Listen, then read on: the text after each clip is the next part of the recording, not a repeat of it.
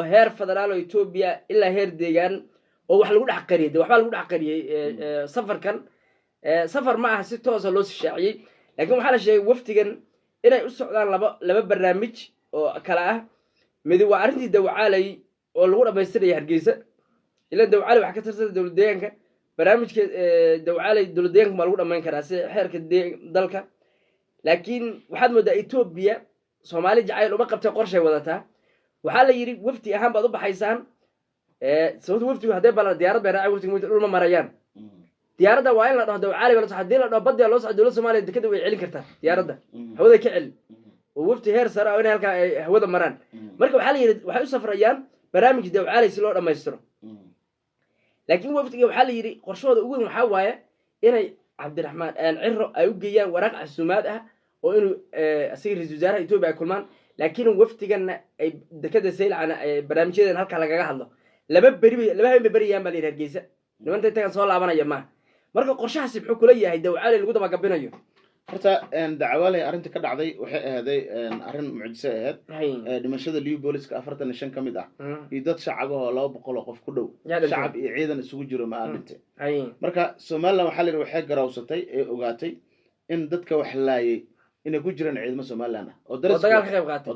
qaato ciidamada liu booliska dhameeyay hadda marka in wax lagu dhax qiro waxaan ku fahmay waxa la yiraahdaa Soomaaliland waxay bixin doontaa lacag mag ah oo $83,000 ah $83,000 waxaan siin doonaa Mustafa Cagjar oo waxay tahay ciidanka Ilaahay ciidanka Ilaahay waa qayb kamid ah ilaan ciidamadeena meesha ku jiray qaybta ay laayeen waa ilaan qaybo badan ay leen karaan moqt marka kaba soo qaada 5 askari ku jirto 5 askari la qiimeynaa inta qof ay dili karaan marka waxa la 83,000 Cagjar la guddoonsiin doonaa kadibna waxay ka wada hadli doonaan arinta berbera oo sida xoolaha nool ganacsigooda loo soo celi lahaa sida shacabka isku socodka iyo ganacsiga bagaashka loogu soo dejilaa berbera mar kale arintaas marka kala hadla ganacsiga dawladdeega loo leeyahay xaga Puntland loo soo celi lahaa labaas arrin markay dhameystaan kadib wajiga saddexaad waa fariinta Abiy Ahmed wuxuu u soo diray in dekada Seylac loo hayo in sida loo soo laaban lahaa MAU Musabix loo sii wadi lahaa ayay macnaha laga hadli doonaa ninkan usbuuc horna waxaan tabanay inuu martiqaad oo ka haysto magaalada Sawino tago in Cabdiraxmaan Cirro aan tabanay marka tan tii daba joogtaa oo waxa la Abiy Ahmed inuu la kulmaa Cabdiraxmaan Cirro xitaa hadii kulmo waan Ethiopia inuu tago ka baqo inay wadan kale ku kulmaan wadanka uu fudo kulmi karaan intee waa Imaaraadka Carabta in Cabdiraxmaan Cirro Imaaraadka tago marka heshiis Burawayro Cirro marka la cusboonaysiinayaan MAU-gi MAU-gi Musabix arintiis inuu daba gal ma rabo laakiin hadii Ethiopia ay rabto hadal contract iyo qandaraas cusub iyo waxa hawl cusub laga hadlay iyo diyaar u yahay waan garan kii MAU-gi Musa la tago dha ana markaas ma daba galayno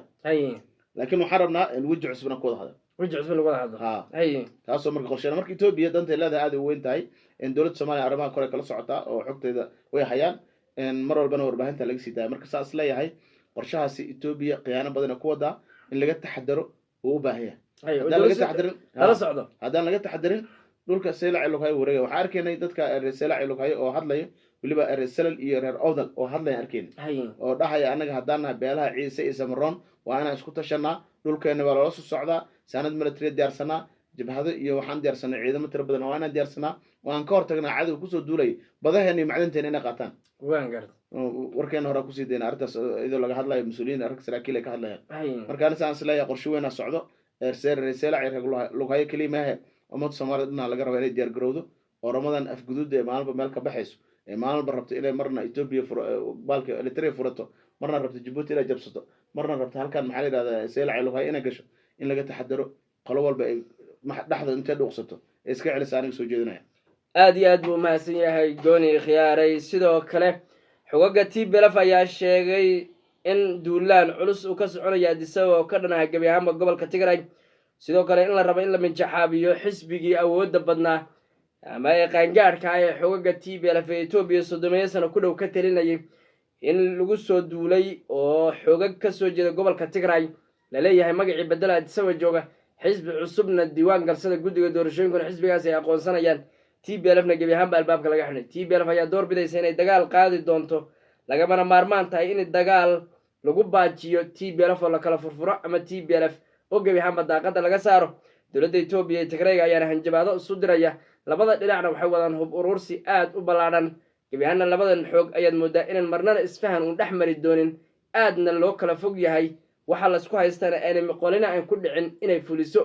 abiy axmed ayaa waxyaabaha shuruudaha ay ku xidhan waxaa ka mid ah inuu weeraro gobolka raaya oo ciidamo eritriyaana ku sugan eritriyaankana uu ka saaro iyo xoogag axmaaro oo halkaas ku sugan afaanada meesha abiy uu leeyahay maxaan raaya gaadhaaba adisaba ayaan difaac ka xidhay oo halkaasaan joogaayo manaa meelo kale ee wax ka soo qaban kara tigrayow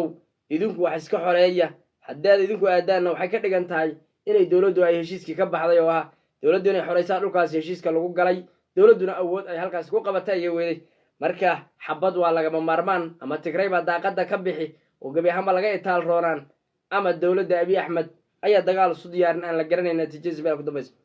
sidoo kale gooniyow dowladda etoobiya waxay sheegtay boolis badeed inay tababarayso ciidanka badda la soo dhameeyey boolis badeed baa la tababarayaa bali saad wartaa horta etoobiya ciidan badda oo xagga badda mariniskan tababarna markay dhaheen ayaan la yaabay inay wax kale inay soo wadana waa dareensanaa boolis badeed bay sheegeen boolis badeed marka boolis badeed muxuu sugaa amniga badaha ma sugaya waa la garan waaya horta etoobiya qaabkii wax wado waa qaab la yaab leh qaab yarjaha wareeraad moodas dhaxyaac badan horeyna waan u sheegay etoobiya waxay rabtaa in eritrea iyo soomaaliya iyo Djibouti inay la wareegto Djibouti ugu dambeyn doonto waxa la wareegay sababtoo wadamada reer galbeedka degan saldhiga kulaha looga baqaya laakiin Soomaaliya Eritrea cid looga baqayo ma leh marka way isku tijaabinaysaa laakiin meesha ku jabi lahayd Ethiopia ku burbur lahayd dhowr maxalliga wadan ku noqon lahayd ayaa la joogaa Tigray gacan kuma jirto nimankii iska maamulanaya Eritreanka amxaaro idan heshiisa u socdo waxa laga yaabaa 50 milyan ama 40 milyan amxaarada inay u wareegaan dekada maxaa la yiraahdaa casab in wax kala soo degaan xaalku ma sahlano marka Ethiopia ayada inta wax ku maqan tahay ayadana lagu maqan yahay holo waaweyn soo socdo umad Soomaaliyeed waxa u sheegayaan meel walba ay joogaan in horta Ethiopia isha lagu hayo Soomaalida ayaga isku xoog badan aniga aqaan amagta Soomaalida meel yara meeshaan wax sameeyay qabiilo bala sameeyay marka qoriyo la orday ganacsatada tigna soo iibinaysa markaas la gal landheeraatiina dhamada marka intii waxaan dhihi lahaa ganacsada la isku landheeray lahay oo Soomaalida isku landheeray lahayd cadawga dibadda ha fiiriyo hala arko sababtoo ah dhibaatada soo socoto iyo qorshaha Ethiopia leedahay iyo damaceeda oo fog ayaa markaas aad u badan arrintaas laga taxadaran leeyahay وماسنا جوريو إسليتوبيا وحي شيء إني حولها أو بدن عيلة حولها لا يدكتوا بهين كور عالم كل شيء بدك تلير أنا ودمنا قليش كواتجي واحد بدن واقع جرنا مركات تكتيد دبي وكل مركات تكتيد سوبر ماركت هذا أجشيد يعني هذا صوماليا أبو خالص يعني هذا مشتال موسك صوماليا أبو خالص حقوق خالص محل هذا حولها صوماليا أرجع اللي جعله هليك أرجع أو صوماليا كلونك صومالي كل ويك قالسين وحكله وانقرت وح فراشة ودبيعية وأنا بعرف من وين دون كل واحد بعرف ما استعمالها كي إذا أركز واحد بعرف مسا إن إثيوبيا بعرف مسا فرتلايز وحلوي غاني سميان لكن صومالي لقوا يغان نجرال أصبحان موسكرة دقيس مرة من وباقي قراه وسيدودي إن حولها النول صومالي حولها أقوم معانوا حولها أقوم معانا وهيلك معانا قولة ده حلقة هلا الجدود ماشي اللي ده حولها أقوم معانا عود واخ إلى عيل بر إلى لوكاس دوس مرات مركاتت إلى عيل در حولها هيلبك ugu macaan Soomaaliya laga cuno waanga hilibka ugu qarar waxa laga cunaa baay bokol oo hilibkan baay bokol oo arig waaweynka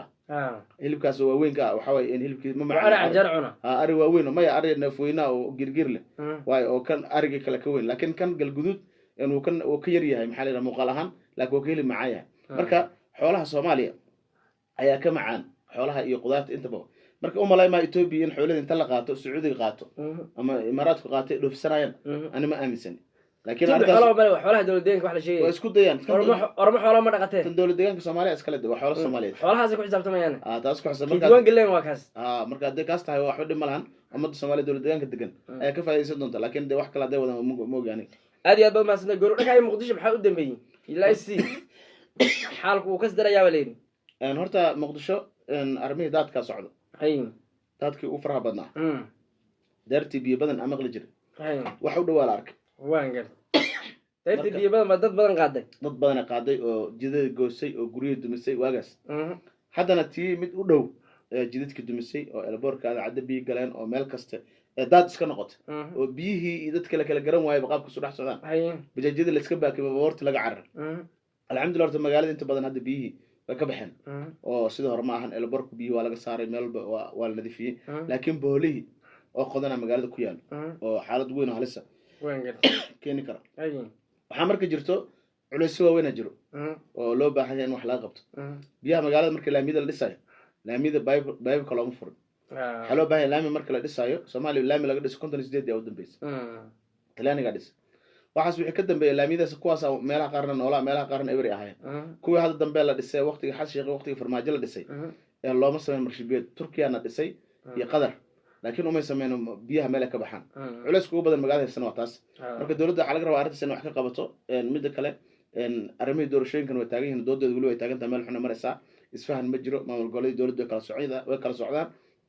waxa laga yaabaa dawladda federaalka Soomaaliya in lagu qasbo inay ka baxdo arrintii qof iyo codka aad maamul goboleedyada doorashadooda ay galaan dawladda teendada ay ku laabato arrintan saas lagu soo gabagabeeyay barasharkaas dawladda Soomaaliya xal sheekh la saaraya in go'aan wali kama soo qaadin kama jawaabin caalamku wuxuu leeyahay isbedel keen in doorasho muuqata anagu ma jeedneen marka arrintaasna ayadana arki doona wax ka soo kordho waxa kale oo jirto in SCC Khartoum iyo Somaliland arrintooda wali ay taagan tahay Somaliland waxay 18 kama wax ka dambeeyay in dagaal ku qaadi rabta SCC Khartoum waxay rabtaa weerar weyn inay geysato dhul badan ay qabsato sida ay sheegtay ilaa iyo cad ay tagto arrintaasna arrin sahlan ma waa arrin bari dambe ah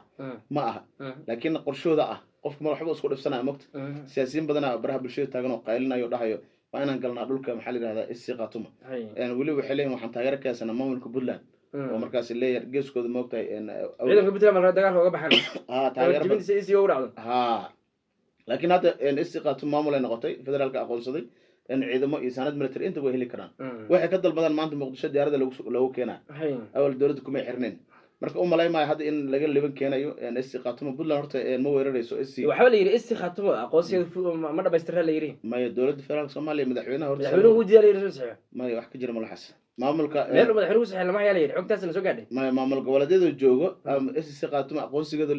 ajendayaasha la soo saaray kamid ahayd oo afarta qodob la soo saaray ee kamid ahayd marka dadka dhahay lama aqoonsanin waa waxba kama jiraan mashaariicdi Faisal Xad maxaa la yiraahdaa waxa la dhisay hadda xabsiga weyn Faisal Xad wata xabsiga ku xiran dadku qaadi waay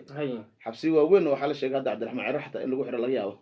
waa laga furay la saacad hadii soo qabato madka wada hadii si waxay dhan waa soo qabanaa Cabdiraxmaan Ciro anaga oo noo fuuday musabix san uga fuuday sababta musabix waa nin maxaa la military ah galaan gal badan wax badan fahansan marka muusan ka dhalansanay leeyahay Cabdiraxmaan Ciro waxba ma marka xabsiga weyn oo 3 hadda marka xamsi bar uu tagay oo la dhagax dhigay haddana 3 mitir dhulka kacay xabsiga wali waxa la dhigay dabaqa laga dhigay 3 dabaqa laga dhigay xabsigaas loo dhisaya waxa loo dhisaya isbitaalka weyn oo magaalada Lascaanood waxa loo dhisaya madaxtooyada SCC ku howlgelay goojacad ma xabsiga laga dhisa goojacad waa meel taariikhi mugta goojacad xabsi laga dhisi karo magaalada inuu dhow yahay goojacad mugta 7 kilomitir magaalada u jirta waa ka yara fogtahay marka xabsigaas hadii qofka xataa maanta cunto loo geyn karo in baawar la qaatay noqonay oo muddo la socdo marka adiga howlo badan socdo Somaliland hanjabaadaas way soo diraysaa waxa si dheer nimanka hawr jecel oo dhahayo anaga dadkii anaga aan sii deysan lahayn oo Faisal Cad wata ku soo deysan lahayn aarsada iyo Cabdul Mudalib waxa sii daayay Cabdiraxmaan Ciro garxajisaan qiyaanay maadaama garxajis ragaas ay sii daayeen anaga hadaan hawr jecel waxa sameeynaa oo isku tashanayna xaniyana fuuleena dal iyo dibad dhaqaale isku bixinayna dagaalna SCC la galeena Faisal Cad bootaan iyo rag kale la xirana inta hawr jecel ah gacanteena ku soo deysanayna inta maxaa la yiraahdaa kale ee qabiilad kale ee reer Somaliland waxdana kamalihin qorshahaasna wuu socdaa oo hadda maxaabasha warjac la qalqaalneys walow ay diideen inay maxaa la arinta SSB ay ka tanaasulaan oo leeyahay anaga hadii nala tababaro oo baawrteena dib noo sii xataa arintii magac SSB oo jibhadi maxaa la yiraahdaa warjac kama tanaasuleen sideeda u sii soconay howlo badan oo marka waxa waa isdiidana ka socdo in mid kale ciidamo tiro badan la geeyay deegaanadan og iyo boqorkeen iyo qorlugud ilaa jeedale dib qarax dhulkaas oo dhan waxa la geeyay ciidamo badan oo SSC Khartoum oo tababar loo soo xiray ayaa la geeyay jiidahaas waxaana tababar u soo xiray isbuucan عبد مدوبي سرقال كوين وكبقى سومالان أي هالكاس كسر مركا إن قالوا بسرقال لقى بقى إلى مكتوب أجر نوح ترى جدك لو جبوا تجري هذا عبد مدوبي هو وانك مركز أنت بدنا مسيين لا أفرط الجر إنك بدنا حير هذا نوان دل إنك عبد مدوبي هو ذا كسرني مركا قرشي وين كسر واحد كسر كله إن شاء الله وسوق بدونا هذه أبو ماسين يقولي داود يلدك ما تسدي برامج سيشر قريب مال فوقنا جارسيا كم برامج أنت ينكسر قبل قبلنا أنت برامج جميلة كل مدونو سدا ينو بتقولي